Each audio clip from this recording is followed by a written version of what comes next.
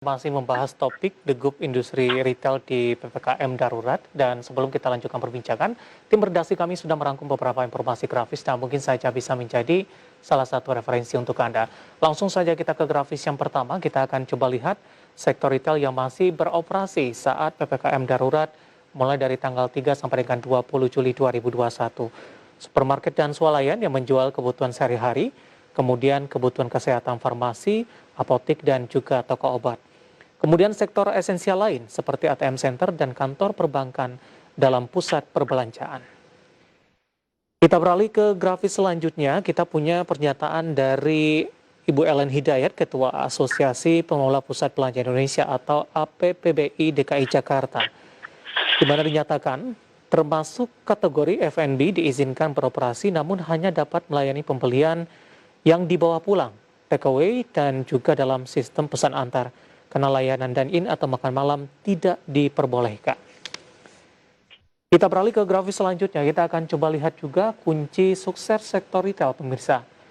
Meningkatkan efektivitas ekosistem digital, mengutamakan keterlibatan digital, memiliki aset dan model operasional dengan resiliensi tinggi, kemudian menguasai rantai pasokan.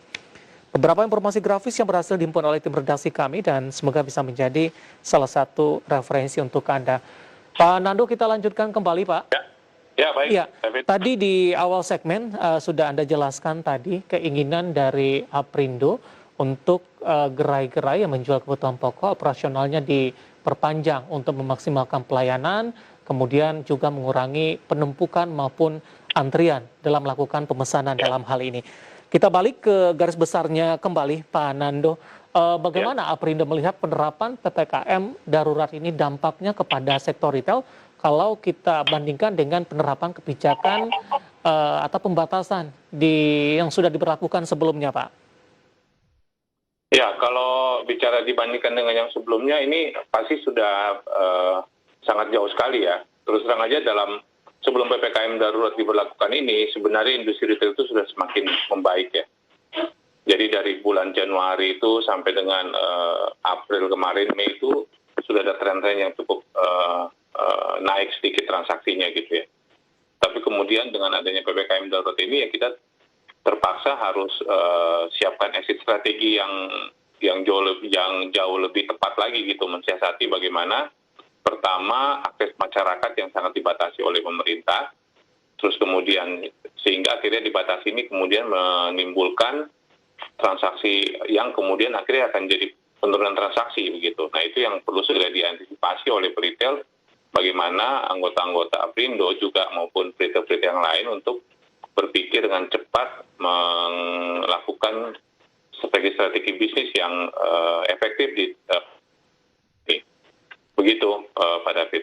Baik, pemberlakuan di Jawa dan Bali, Pak Nando, secara keseluruhan garis besar mungkin bagaimana jumlah dari anggota Aprindo di beberapa wilayah penerapan kebijakan ini, Pak, dan kemungkinan perkiraan kerugian yang didapatkan dari 3 sampai dengan 20 Juli?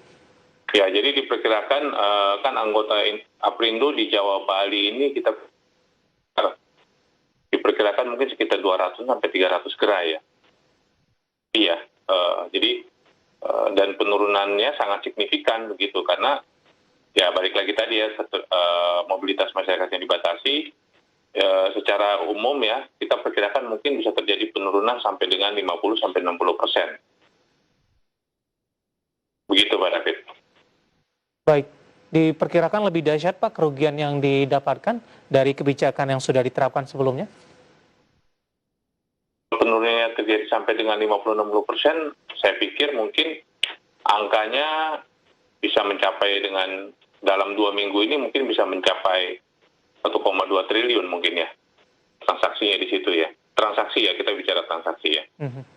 Jumlah keseluruhan gitu ya.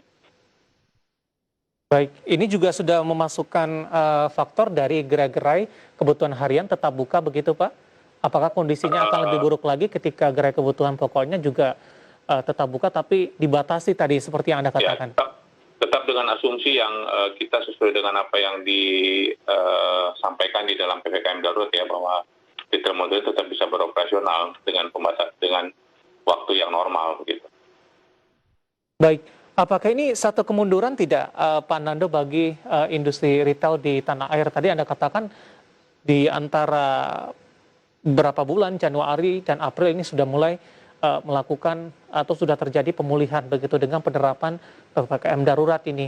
Tampaknya industri retail kembali mengalami tekanan. Iya, ya itu tadi, sudah pasti kan.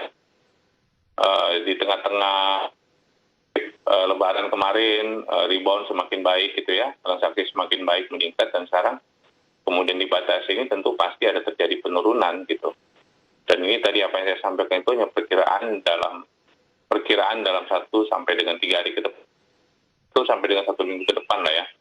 Kita belum tahu nih berikutnya, saya nggak berani memperkirakan terlalu dalam karena Ya, khawatirnya kerugiannya malah makin besar gitu. baik.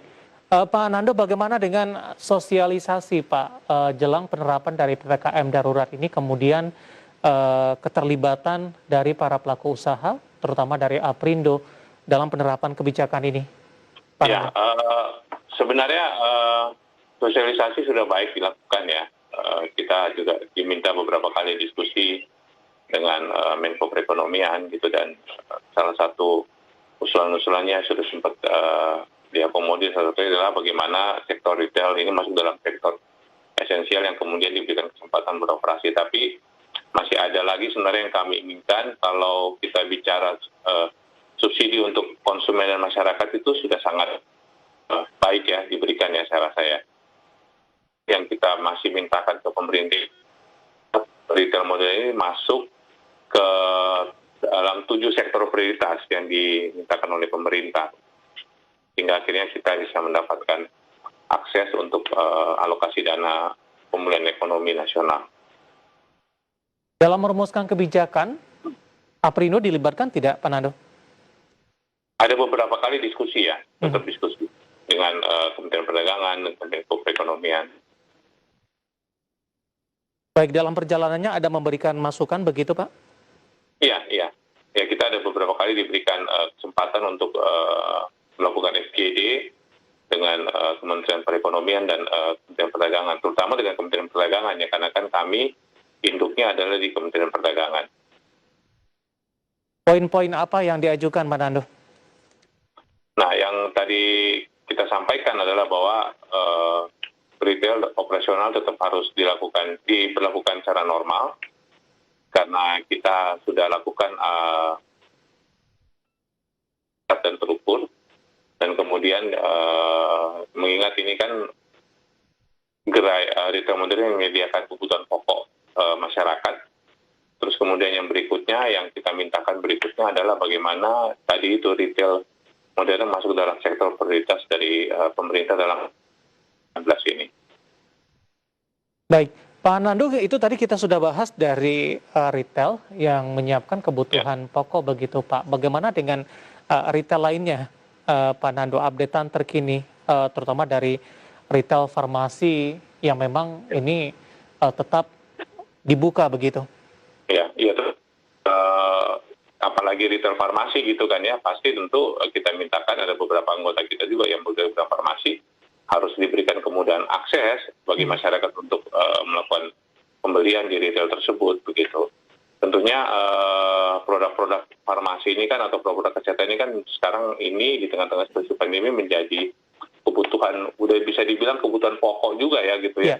Selain kebutuhan pokok, 9 bahan pokok yang lain itu kan, ini retail kebutuhan kesehatan itu menjadi kebutuhan pokok. Jadi tentunya kita juga mintakan hal yang sama ke pemerintah, karena ada beberapa jejaring di anggota Aprindo itu, mereka juga menyediakan toko-toko untuk alat-alat kesehatan. Dan ini sudah dilakukan dengan baik oleh diberikan akses oleh pemerintah. Baik, Pak Nando, kita masih punya satu segmen lagi. Di segmen selanjutnya nanti kita akan coba bahas strategi dari anggota Aprindo dalam menghadapi kondisi seperti ini. Kemudian peralihan ke konvensional atau digital, apakah ini memberikan dampak?